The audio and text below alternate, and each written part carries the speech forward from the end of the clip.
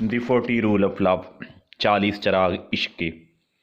الیف شف ترکی کی رہنے والی ہیں۔ ان کے ہاتھ سے نکلنے والا شہر آفاق ناول ہے جو دراصل اسپرچل مشرقی اور مغربی ملاب سے روحانیت پر لکھا گیا ہے، جس کے بارے میں بڑے لکھنے والے پنڈتوں کا کہنا ہے کہ یہ اس صدی کا بڑا ناول ہے۔ اس کے اندر دو پیرالل قسم کی ناول آپ کو چلتے ہوئے نظر آئیں گے۔ ایک ماڈرن ہے جو 2008 میں لکھا جا رہا ہے، اور دوسرا 12ویں صدی کا 800 سال پرانا ہے۔ دونوں فریم بار بار 2-3 چیپٹر ایک کے 2-3 چیپٹر ایک، اس لیے بعض دفعہ قاری تھوڑا کنفیوز ہو جاتا ہے، اس لیے تھوڑی سمری بیان کی ہے کہ 2 چیپٹر چل رہے ہیں۔ ایک میں ایلا کردار ہے، اس کا شوہر ڈیوڈ ہے۔ ایلا اپنے گھر سے مطمئن نہیں ہے اور محبت کی تلاش میں، اور وہ اسپرچولیزم کی طرف چلی جاتی ہے۔ دوسری طرف جلال الدین رومی اور شمس تبریز کے درمیان 40 لیسن جو ہیں، جو 40 سبق، جو 40 اصول شمس تبریز نے پڑھائے تھے، ان کی سٹوری چلتی ہے۔ پارٹ 6 ہے، ایلا کی کہانی ہم پڑھ رہے تھے، لیکن جینٹ قائل دکھائی نہ دیا۔ میرا مطلب ڈیڈی سے تھا۔ ایلا کو معلوم نہ تھا کہ سوائے سچ کے وہ اور کیا کہے۔ تمہارا باپ اور میری شادی کو ایک لمبا عرصہ ہو چکا ہے، اتنے برسوں بعد بھی ہم محبت میں گرفتار رہنا مشکل ہوتا ہے۔ میں سمجھ سکتی ہوں، جینٹ بولی، اور عجیب طور پر ایلا کو محسوس ہوا وہ واقعی سمجھ سکتی تھی۔ اس کے فون رکھنے کے بعد ایلا نے خود کو محبت کے بارے میں سوچنے کی اجازت دے دی۔ وہ اپنی آرام دہ کرسی پر بیٹھ گئی اور سوچنے لگی کیسے وہ، جو اس قدر مجروح اور خشک مزاج ہو چکی تھی، کبھی دوبارہ محبت کا تجربہ کر سکتی تھی۔ محبت ان کے لیے ہوتی ہے جو اس بے لغام گردش کرتی ہے، دنیا میں کسی ثواب یا قافیے کی تلاش میں تھی۔ لیکن ان لوگوں کا کیا جو عرصہ ہوا جستجو ہی چھوڑ چکے تھے؟ جی ہے عزیز، اگر میں یوں پکار سکتی ہوں تو۔ تمہارے مہربان اور دل خوش کن جواب کا شکریہ، جس نے مجھے خاندانی بحران سے گزرنے میں خاصی مدد دی۔ میری بیٹی اور میں اس ناگوار غلط فہمی کو بھلانے میں کامیاب ہو گئے ہیں، جیسا کہ تم نے اسے نرمی سے نام دیا تھا۔ ایک چیز کے بارے میں تم بالکل درست تھے، میں مسلسل 2 مخالف چیزوں کے درمیان ڈگمگا رہی ہوں، جارحانہ اور مجہول یا غیر متحرک۔ میں اپنے پیاروں کی زندگیوں میں بہت دخل دیتی ہوں، یا میں خود ان کو ان کے اقدام پر بالکل بے بس پاتی ہوں۔ جی یہ عزیز، جہاں تک تسلیم یا سر جھکانے کی بات ہے، مجھے کبھی اس قسم کے پرسکون دستبرداری کا تجربہ نہیں ہوا جس کے بارے میں تم نے لکھا ہے۔ ایمانداری سے کہوں تو مجھے نہیں معلوم کہ صوفی کیسے بنتے ہیں، لیکن مجھے تمہیں یہ بتانا ہے کہ حیرت انگیز طور پر جیسے ہی میں نے کچھ چاہنا اور مداخلت کرنا چھوڑ دیا، تو جینٹ اور میرے درمیان معاملات بالکل ویسے ہو گئے جیسے میں چاہتی تھی۔ میں تمہاری مقروض احسان ہوں، میں بھی تمہارے لیے دعا کرنا چاہتی ہوں، لیکن ایک عرصہ ہوا جب سے میں نے خدا کے دروازے پر دستک نہیں دی۔ اب مجھے یقین نہیں آیا خدا اب بھی اسی جگہ میں ہی رہتا ہے یا نہیں۔ اوہ، کیا میں تمہاری کہانی کے کارواں سرائے کے مالک جیسی بات کر رہی ہوں؟ فکر مت کرو، میں اس کے جیسی تلخ مزاج بالکل نہیں، ابھی تو نہیں۔ نارتھہمپٹن میں تمہاری دوست ایلا۔ کہانی اب دوسرے چیپٹر کی طرف جاتی ہے، جہاں شمس تبریز کی اور مولانا رومی کی کہانی چل۔ مکتوب بغداد سے کسرا، 29 ستمبر 1243۔ بسم اللہ الرحمن الرحیم۔ برادر سید برہان الدین، السلام علیکم۔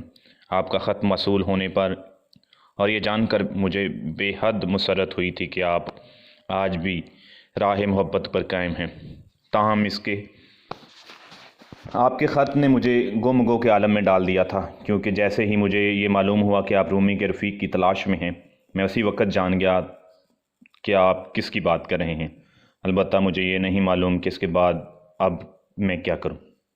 اب جانتے ہیں، میری چھت تھلے مقیم ایک سرگرداں درویش شمس تبریز آپ کے خط میں بیان کردہ تفصیلات پر پورے اترے۔ شمس اس بات پر یقین رکھتے ہیں کہ وہ کسی خاص مقصد سے دنیا میں موجود ہیں، اور زندگی کے اس مقام پر ان کی خواہش ہے کہ وہ کسی عالم کا سینہ روشن کریں۔ وہ کسی مرید کی تلاش میں ہیں، اور نہ ہی انہیں کسی شاگرد کی ضرورت ہے۔ انہیں اللہ سے کسی رفیق کے لیے دعا کی ہے۔ ایک مرتبہ انہوں نے مجھے بتایا کہ وہ کسی عام انسان کی تلاش میں نہیں، وہ اپنا ہاتھ کسی ایسے شخص کی نبض پر رکھنا چاہتے ہیں جو راہ حق پر دنیا کی رہنمائی کرے۔ اور جب مجھے آپ کا خط ملا تو میں تبھی جان گیا کہ شمس تبریز کی تقدیر ہے مولانا روم سے ملاقات۔ پھر بھی تمام درویشوں کو برابر کا موقع دینے کے لیے میں نے انہیں اکٹھا کیا کہ اسی تفصیل میں جائے بغیر انہیں بتایا کہ ایک عالم ہے جن کے شرح قلب ہونا ہے۔ یہ سن کر ایک پرجوش اور وہاں جانے کی امیدوار تو کئی ہوئے، مگر یہ جان کے کہ اس ذمہ داری کی راہ میں بھی خطرات ہیں، صرف شمس تبریز ہی ثابت قدم رہے۔ یہ پچھلے سال موسم سرما کی بات ہے۔ بہار اور پھر خزاں میں یہی منظر دہرایا گیا۔ آپ حیران ہوں گے کہ میں نے اتنا انتظار کیوں کیا۔ میں اس بارے میں بہت سوچا اور صاف گوئی سے بیان کروں تو میں ایک ہی اسباب پیش کرتا ہوں۔ میں خود شمس تبریز کا گریدہ ہو چکا ہوں۔ مجھے یہ بات اذیت میں مبتلا کیے ہوئے کہ میں انہیں کسی خطرناک سفر پر روانہ کر رہا ہوں۔ آپ جانتے ہیں شمس تبریز عام انسانوں کی مانند نہیں۔ جب انہوں نے مجھے کلندری زندگی اختیار کیے رکھی، اس وقت تک تو سب ٹھیک ہے، لیکن اگر وہ کسی شہر میں رہتے اور شہر کے باسیوں سے گھلتے ملتے تو مجھے خدشہ ہے کہ وہ کچھ ایسا کریں گے کہ عام لوگ اس سے خفا اور برا ہوں گے۔ یہی سبب تھا کہ میں نے ان کے سفر کو ملتوی کرنے کی جتنی ہو سکے کوشش کی۔ میں ان کی روانگی سے ایک روز قبل شمس تبریز میرے ہمراہ شتوت کے درخت کے جھنڈ میں شام کو سیر کو نکل گئے، جہاں میں نے ریشم کے کیڑے پا رکھے تھے۔ کہتے ہیں کہ کچھ پختہ عادتیں کبھی نہیں بدلتی۔ جذبہ محبت بھی ریشم کی مانند ہے، تکلیف دہ حد تک نازک اور حیرت انگیز حد تک مضبوط۔ میں نے تبھی شمس تبریز کو بتایا کیسے ریشم کا کیڑا اپنے کوے سے باہر نکلتا ہے، اسے ریشم کو برباد کر دیتا ہے جیسے وہ تیار کرتا ہے۔ یہی وہ ہے، کاشتکار کو ریشم کے کیڑے یا ریشم میں سے کسی ایک کا انتخاب کرنا ہوتا ہے۔ پیشتر اوقات وہ ریشم کو بچانے کے لیے کوے میں موجود ریشم کے کیڑے کو مار دیتے ہیں۔ ایک ریشمی رومال بنانے میں ریشم کے ہزاروں کیڑوں کی زندگیاں صرف ہوتی ہیں۔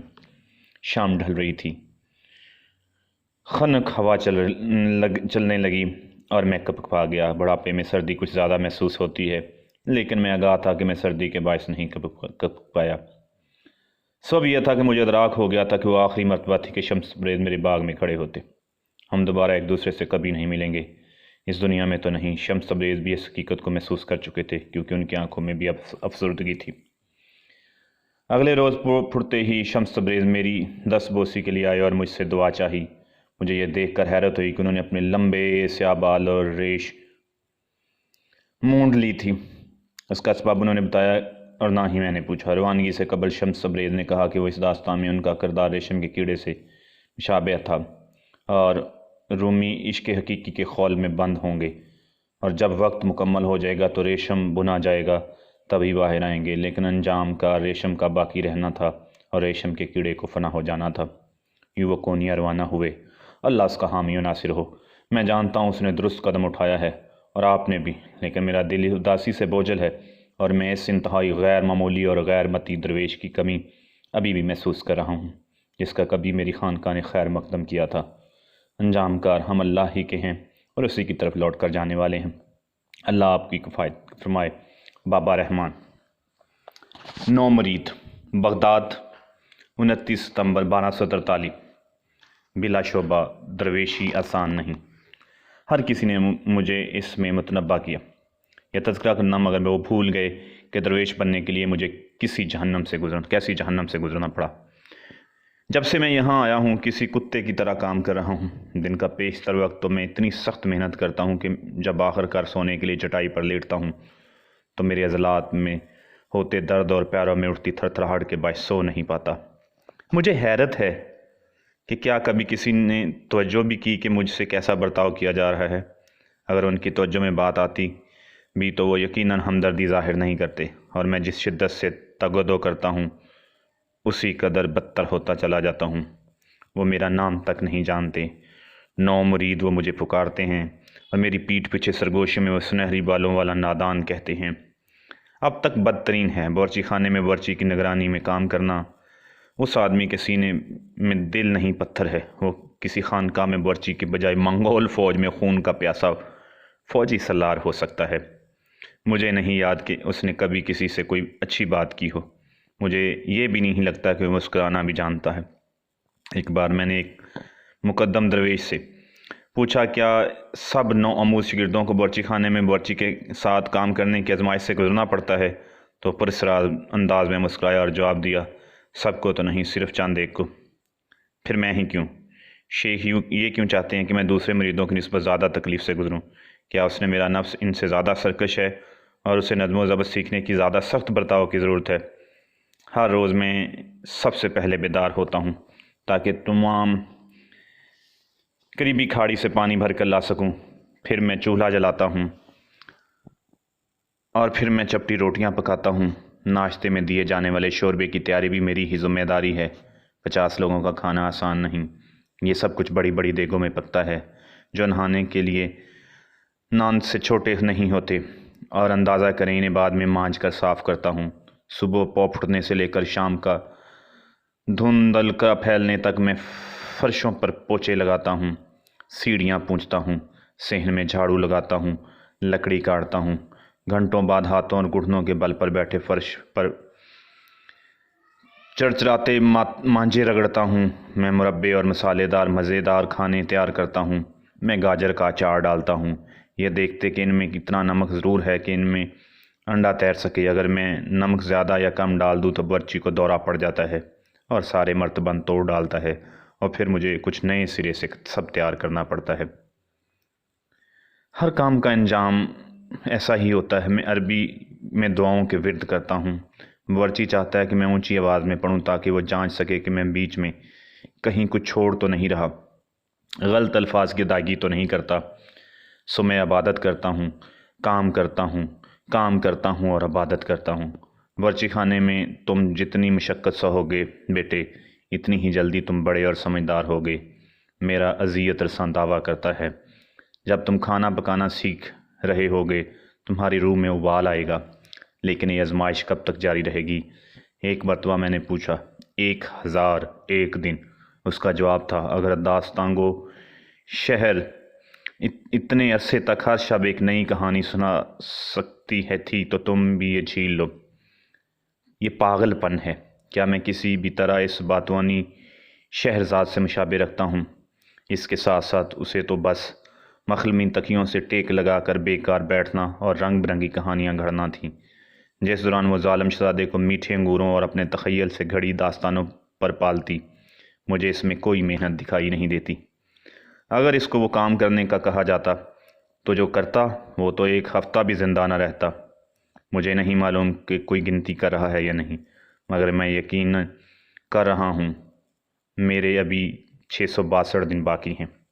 اپنی آزمائش کے پہلے 40 روز میں نے ایک اتنی چھوٹی اور نیچی چھت والی کوٹری میں گزارے کہ میں لیٹ سکتا تھا نہ کھڑا ہو سکتا تھا۔ مجھے سارا وقت اپنے گھٹنوں کے بل بیٹھنا پڑتا تھا۔ اگر مجھے ڈھنگ کے کھانے یا کسی آرام کی چاہ ہوتی، میں تاریک اور تنہائی سے خوفزدہ ہوتا، یا خدا نہ کرے مجھے کسی عورت کے متعلق کوئی بہکاوا یا خواب آتا تو مجھے روحانی مدد کے لیے چھت سے لٹکی نقرئی گھنٹیوں کو بجانے کا حکم تھا۔ میں نے کبھی گھنٹی نہیں بجائی۔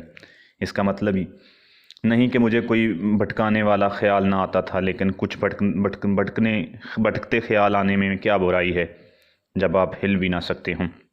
گوشہ نشینی کا یہ وقت گزرنے پر مجھے باورچی کے ہاتھوں تکلیف اٹھانے کو باورچی خانے میں بھیج دیا گیا، اور تکلیف میں نے خوب اٹھائی۔ لیکن سچائی یہ ہے کہ میں اس کی طرف چاہے تلخ بھی تھا، مگر میں نے باورچی کے اصول کبھی نہیں توڑے۔ یعنی اس شام سے پہلے جب تک شمس تبریز کی آمد ہوئی، اس رات بالآخر باورچی خانے نے مجھے آ پکڑا تو اس نے میری زندگی کی بدترین پٹائی کی۔ ایک کے بعد ایک بید مجنون کی چھڑیاں اس نے میری کمر پر توڑ۔ اس نے میرے جوتے دروازے کے سامنے یوں رکھ دیے کہ ان کا رخ باہر کی جانب تھا، یہ واضح کرنے کے لیے وہ میرے جانے کا وقت ہے۔ درویشی خانقاہ میں وہ کبھی بھی آپ کو باہر نکالتے ہیں نہ کھل کر یہ بتاتے ہیں کہ آپ ناکام ہو چکے ہیں۔ اس کی بجائے وہ آپ کو خاموشی سے رخصت کر دیتے ہیں۔ ہم تمہاری مرضی کے بغیر تمہیں درویش نہیں بنا سکتے، باورچی نے اعلان کیا۔ اگر کوئی آدمی گدھے کو پانی تک لا سکتا ہے مگر اسے پانی پینے پر مجبور نہیں کر سکتا، گدھے میں خود پیاس ہونی چاہیے اور کوئی نہیں۔ یقیناً میں گدھا ہی تھا۔ صاف گوئی سے کہوں تو اگر شمس تبریز نہ ہوتے تو میں یہ جگہ عرصہ پہلے چھوڑ چکا ہوتا۔ ان کے متعلق میرے تجسس میں یہاں روکے رکھا۔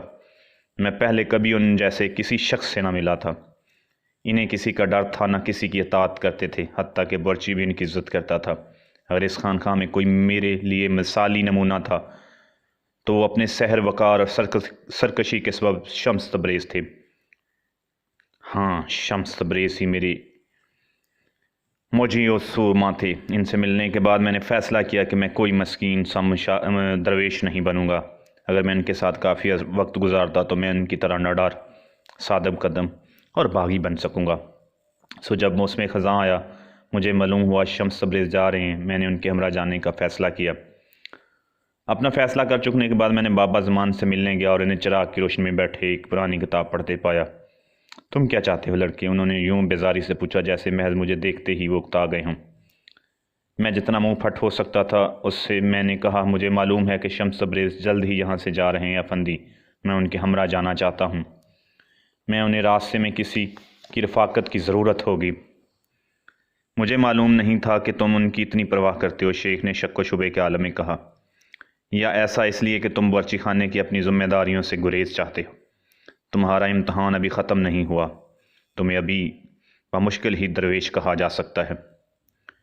शायद शम्स तब्रेज़ जैसे किसी शख्स के साथ सफ़र पर जाना मेरा इम्तहान हो, ये जानते हुए भी कि ऐसा कहना खासी बेबाकी और गुस्ताही थी, मगर फिर भी मैंने कह दिया। अफंदी ने अपनी निगाहें जगा ली और गौर फिक्र करने लगे। उनकी खामोशी जितनी बढ़ती गई उतना ही मैं कायल हो गया कि वो मेरी बेअदबी पर मुझे सरजनश करेंगे और बावर्ची को बुलाकर उसे मुझ पर नज़र रखने का कहेंगे, लेकिन उन्होंने ऐसा कुछ न किया। इसकी बजाय उन्होंने नाउमीदी से मेरी तरफ देखा और सर हिला दिया। शायद तुम खानका की ज़िंदगी के लिए पैदा नहीं हुए थे मेरे बेटे। आखिरकार हर 7 मुरीदों में से जो इस रास्ते पर रवाना होते हैं सिर्फ कोई एक ही आगे जाता है। मुझे महसूस होता है कि तुम दरवेश बनने के लिए मौजू नहीं और तुम्हें अपनी किस्मत कहीं और तलाश करनी चाहिए। जहाँ तक शम्स तब्रेज़ के सफ़र में उनका साथ देने की बात है, इस बारे में तुम्हें उनसे पूछना पड़ेगा। यूँ गोया मुझे इतला दे दी कि बाबा ज़मान ने अपने सर के दोस्ताना मगर फ़ैसला कुन इशारे से वो बाब बंद कर दिया और दोबारा अपनी किताब का मुतालिया करने लगे। मुझे उदासी हुई और अपना आप बहुत छोटा मगर अजीब तौर पर आज़ाद लगा। शम्स, बगदाद, 30 सितंबर 1243। परसरे बेकार हवाओं से और मैं और मेरा घोड़ा अगले रोज़ पोफड़ते ही रवाना हो गए। मैं सिर्फ एक बार पलट कर देखने को रुका। शहतूत के दरख्तों और झाड़ियों में छुपी दरवेश खांगा किसी परिंदे के घोंसले से मुशाबा रखती थी।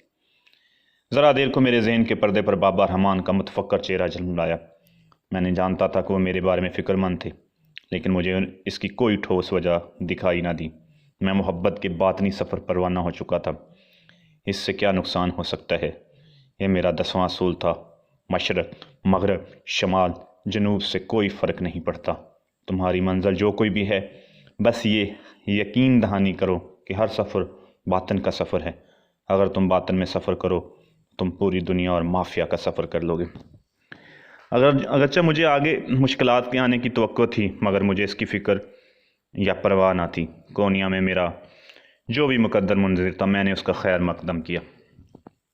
एक सूफ़ी के तौर पर मुझे गुलाब के साथ खार को कबूल करने की तरबियत हासिल थी, ज़िंदगी के हुस्न के साथ उसकी मुश्किलात को कबूल करने की तरबियत। चनाचे अगला असूल था, दाया जानती थी कि दरवाज़ा ना हो तो माँ बच्चे को जन्म नहीं दे सकती। इस तरह एक नई ज़ात और या शख्सियत के जन्म के लिए सोबत उठानी पड़ती है, जिस तरह चिकनी मिट्टी को पुख्ता होने के लिए शदीद हिद्दत से गुजरना पड़ता है। मोहब्बत भी दर्द व तकलीफ़ के बगैर कामल नहीं हो सकती। खानखा से रुखसत होने से एक रोज़ कबल मैंने अपने कमरे की तमाम खिड़कियां खोल दी ताकि तारीकी की आवाज़ें महक होकर अंदर आ जाएं। शम्मा की टमटमाती रोशनी मैंने अपने लंबे बाल तराशे, उनकी घनी लट्ठें फर्श पर गिर गईं। फिर मैंने अपनी दाढ़ी मूछें मोड़ लीं और भौं से भी छुटकारा पा लिया।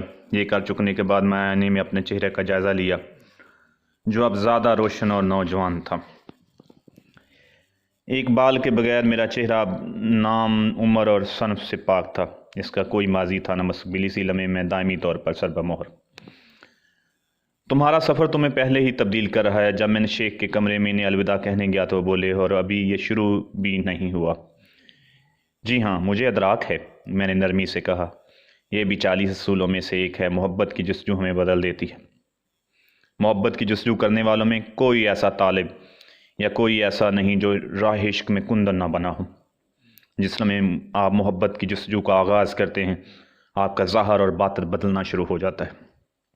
हल्की की सी मुस्कुराहट के साथ بابا زمان نے ایک مخملی ڈبیا نکالی اور میرے حوالے کر دی۔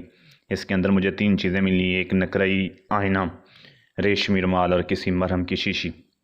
یہ چیزیں سفر میں تمہاری مدد کریں گی، جب ضرورت ہوتی انہیں استعمال کر لینا۔ اگر کبھی تم اپنی ذات کے افتخار سے محروم ہوئے تو یہ آئینہ تمہیں اپنے باطن کا حسن دکھائے گا۔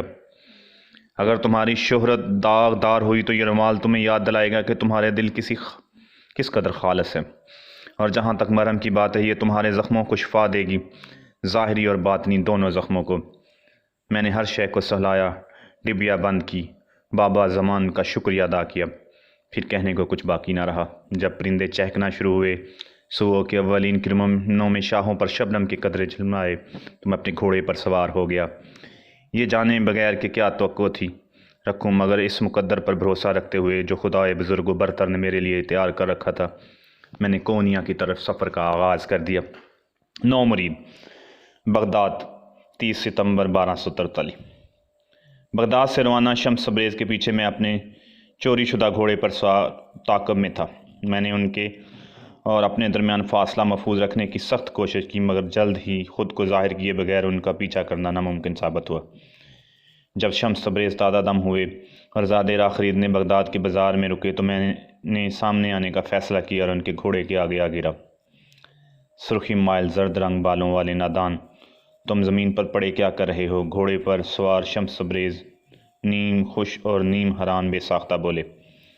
میں گھٹنوں کے بل جھکا، اپنے ہاتھ جوڑے اور گردن جھکائی، جیسا کہ میں نے گداگروں کو کرتے دیکھا، اور التجا کی، میں آپ کا رفیق سفر بننا چاہتا ہوں، براہ مہربانی مجھے اپنے ساتھ لے چلیں۔ تمہیں کچھ خبر بھی ہے میں کہاں جا رہا ہوں؟ میں رکا۔ اس سوال کا مجھے کبھی خیال بھی نہ آیا تھا۔ نہیں، لیکن اس سے کوئی فرق نہیں پڑتا، میں آپ کا مرید بننا چاہتا ہوں، اس لیے آپ قابل تقلید مثال ہیں۔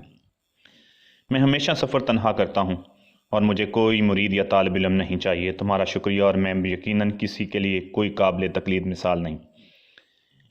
کہاں کہ تمہارے لیے، شمس تبریز نے کہا، سو اپنا رسہ لو، لیکن اگر پھر بھی تم مستقبل میں کسی مرشد کی تلاش کرو تو اپنے دماغ میں ایک سنہری اصول رکھنا، اس ظاہری کائنات میں آسمان پر اتنے ستارے نہیں ہوں گے جتنے زمین پر جعلی گرو اور جھوٹے مرشد پائے جائیں گے۔ طاقت کے رسیہ مطلب پرست لوگوں کو کبھی سچے مرشد سے مت الجھانا۔ ایک حقیقی رہنما تمہاری توجہ اپنی ذات پر مرکوز نہیں کرے گا، وہ تم سے مطلق فرما برداری اور تعریف و تحسین کا تقاضا نہ کرے گا، بلکہ اس کی بجائے وہ تمہیں تمہارے باطن کو پہچاننے اور اس کی تحسین میں تمہاری مدد کرے گا۔ بچے، سچے مرشد کبھی شیشے کی طرح شفاف ہوتے ہیں، وہ نور خداوندی کو خود سے چھن کر گزار دیتے ہیں۔ برائے مہربانی مجھے ایک موقع دیں، میں نے التجا کی۔ تمام مشہور سیاحوں اور مسافروں کے ساتھ کوئی معاونت کے لیے ضرور ہوتا ہے، جیسا کہ شگرد یا کوئی بھی۔ شمس تبریز نے متفکر انداز میں اپنی تھوڑی کھچائی، یوں جیسے وہ میرے الفاظ کی سچائی کا اعتراف کر رہے ہوں۔ کیا تم میری صحبت برداشت کرنے کی سخت ہے؟ انہوں نے جواب دیا۔ میں اچھل کر اپنے پاؤں پر کھڑا ہو گیا، پورے دل سے اپنا سر ہلایا۔ مجھ میں بالکل ہے، اور میری طاقت میرے اندر سے اٹھتی ہے۔ بہت خوب، تو تمہاری پہلی ذمہ داری یہ ہے، میں چاہتا ہوں کہ تم قریب ترین کے میخانے میں جاؤ، اپنے لیے میں سرخ کی سراہی خرید لاؤ، تم اسے یہیں بیچ بازار پیو گے۔ اب میں تو اپنی پوشاک سے فرش رگڑ کر صاف کرنے، برتنوں کو اس وقت تک چمکانے کا عادی تھا، یہاں تک وہ نفسہ نفیس جام کی طرح جھلملانے لگیں۔ میں نے ان ہنرمندوں کے ہاتھوں میں دیکھے تھے جو عرصہ پہلے قسطنطنیہ سے فرار ہوئے تھے، جب صلیبیوں میں اس شہر میں غارت گری کی تھی۔ میں اس وقت بھی 100 پیاز کاٹ سکتا ہوں، لہسن کی 100 گھنٹے چھیل سکتا ہوں، سب روحانی ترقی کے نام پر، لیکن ہر ہجوم برے بازار میں شراب پینا، اس حد تک جانا میرے دائرہ ادراک سے باہر تھا۔ میں نے دہشت کے عالم میں دیکھا، میں ایسا نہیں کر سکتا۔ اگر میرے باپ کو معلوم ہو گیا تو میری ٹانگیں توڑ دیں گے۔ انہوں نے مجھے خان کا ایک بہتر مسلمان بننے کے لیے بھیجا تھا، بے دین بننے کے لیے نہیں۔ میرا خاندان اور میرے دوست میرے بارے میں کیا سوچیں گے؟ مجھے شمس تبریز کی جلتی نگاہ خود پر جمی محسوس ہوئی۔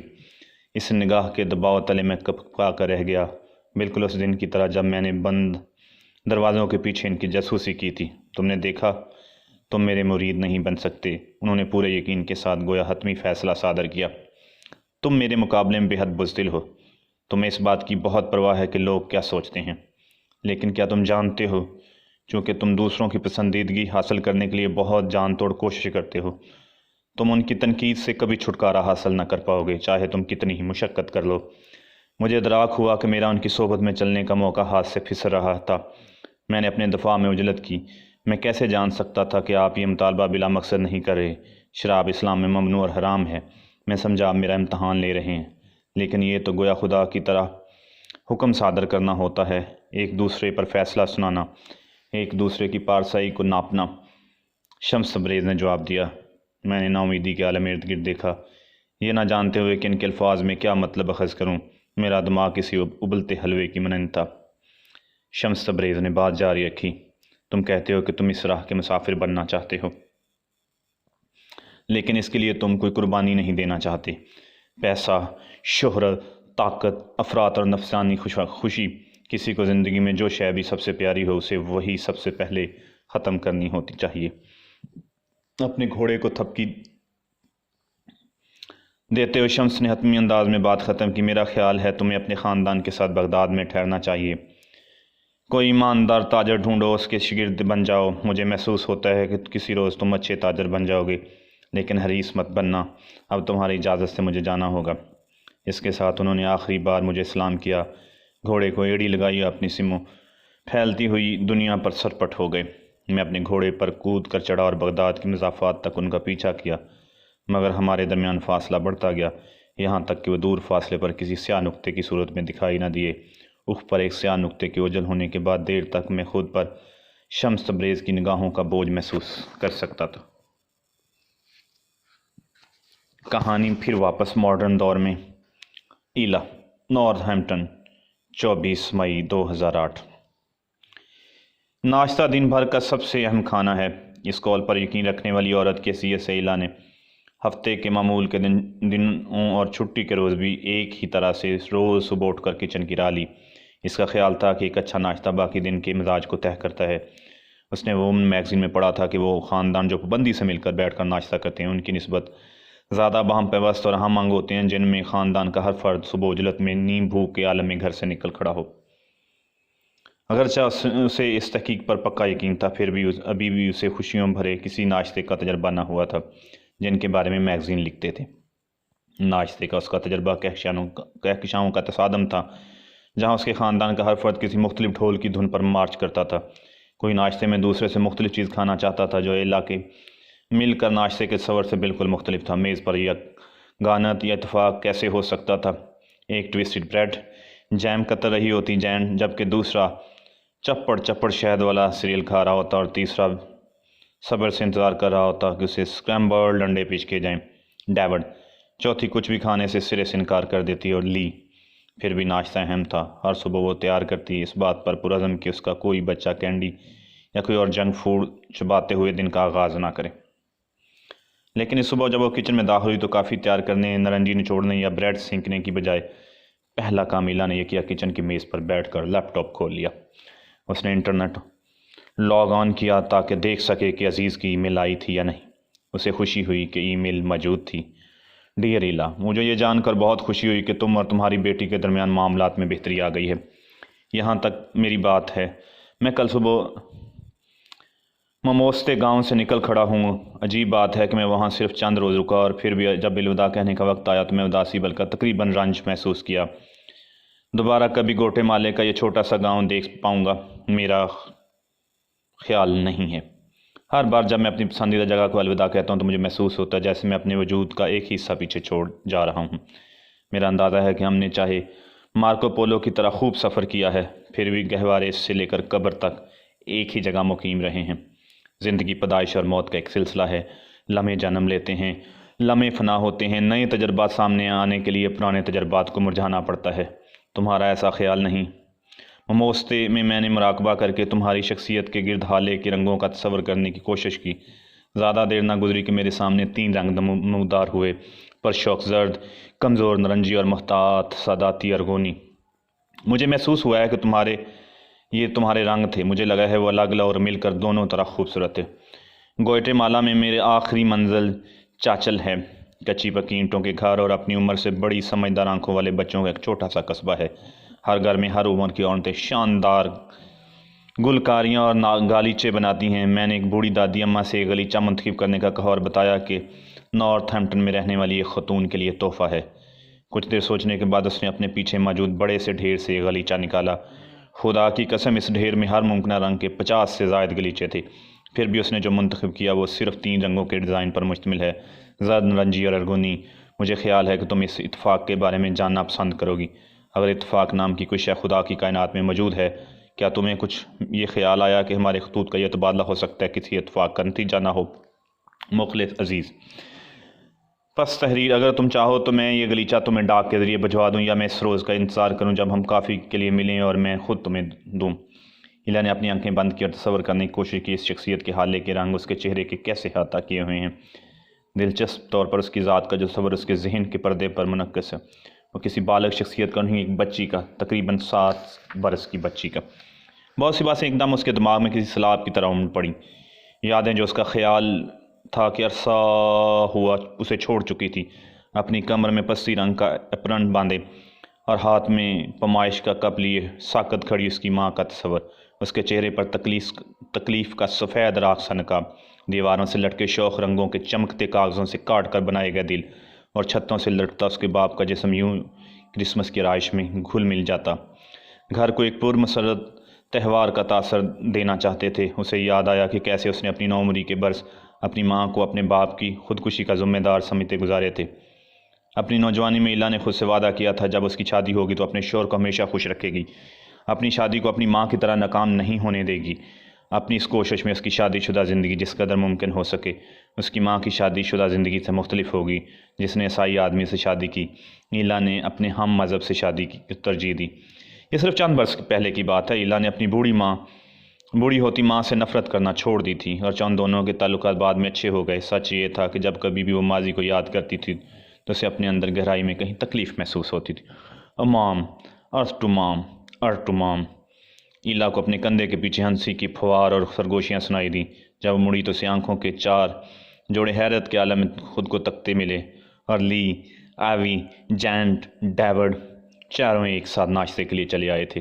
اب ایک دوسرے کے پہلو میں کھڑے اس بات کا جائزہ لے رہے تھے جیسے وہ کوئی اجنبی مخلوق ہو۔ جس طرح وہ دیکھ رہے تھے لگتا تھا وہ خاصی دیر سے کھڑے اس کی توجہ پانے کی کوشش کر رہے تھے۔ صبح بخیر تم سب کو، ایلا نے مسکرا کر کہا۔ آپ نے کیوں کر ہماری آواز نہیں سنی؟ اور لی نے واقعی حیران ہوتے ہوئے کہا، تم اس سکرین میں بہت محو لگتی ہو۔ ڈیوڈ نے اس کی طرف دیکھے بغیر کہا۔ ایلا کی نگاہ نے اپنے شوہر کی نگاہوں کا پیچھا کیا۔ وہاں اس کے سامنے سکرین پر اسے عزیز اظہار کی ای میل دکھائی دی جو مدھم سی روشن تھی۔ ایک لحظ اس نے شٹ ڈاؤن کا انتظار کیے بغیر لیپ ٹاپ بند کر دیا۔ مجھے لٹریسی ایجنسی کے لیے کافی کچھ پڑھنا ہے، ایلا نے آنکھیں دھمکاتے کہا۔ میں اپنی رپورٹ پر کام کر رہی تھی۔ نہیں، آپ رپورٹ پر کام نہیں کر رہی تھی، آپ ای میل پڑھ رہی تھی، ایوی نے کہا۔ اس کے چہرے پر سنجیدگی تھی۔ ان ٹین ایج لڑکوں میں ایسا کیا تھا کہ جس نے انہیں دوسرے سب لوگوں کی خامیاں اور جھوٹ پکڑنے کا اتنا شوقین بنا دیا تھا؟ ایلا نے سوچا، لیکن اسے اطمینان ہوا کہ دوسرے اس موضوع پر میں لگتا تھا دلچسپی نہیں لے رہے۔ در حقیقت ان سب کی توجہ کہیں اور مرکوز تھی۔ ان کی نظریں کچن کاؤنٹر پر تھیں۔ ان سب کے سوال کو لفظوں میں بیان کرنے کو ایلا کی طرف مڑنے والی اور لی تھی۔ نام کیسے ہوا؟ آج صبح آپ نے مام ناشتہ ہی تیار نہیں کیا؟ اب ایلا کاؤنٹر کی طرف مڑی۔ اس نے دیکھا جو وہ سب دیکھ چکے تھے، کوئی کافی تھی، نہ چولہے پر سکریمبل انڈے، نہ ہی بلیو بیری ساس کے ساتھ کوئی ٹویسٹ۔ اس نے بار بار سر اوپر نیچے ہلایا، یوں جیسے کسی ناقابل تقدیر سچائی بیان کرتی کسی اندرونی آواز سے اتفاق کر رہی ہو۔ ٹھیک، اس نے سوچا، وہ ناشتہ بنانا کیوں بھول گئی۔ یہاں اس کا ایک حصہ ختم ہو گیا ہے۔